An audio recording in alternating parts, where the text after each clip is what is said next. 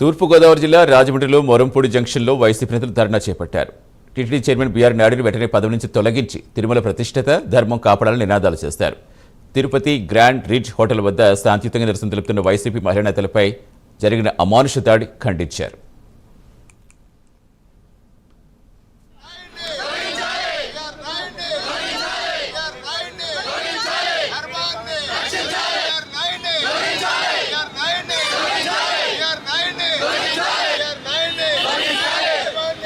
BR Naidu గారు ధర్మబద్ధంగా ప్రవర్తించడం లేదు.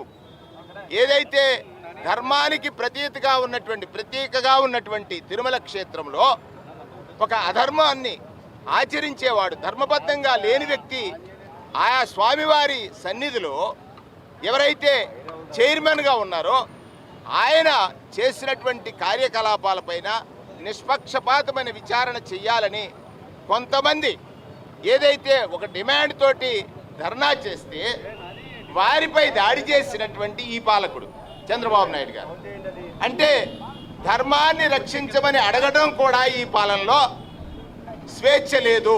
చట్టాన్ని ప్రయోగించి అడిగిన వారిపై కేసులు పెట్టి దాడి చేశారు. అంటే నిందితులకేమో రక్షణ, బాధితులకేమో శిక్ష.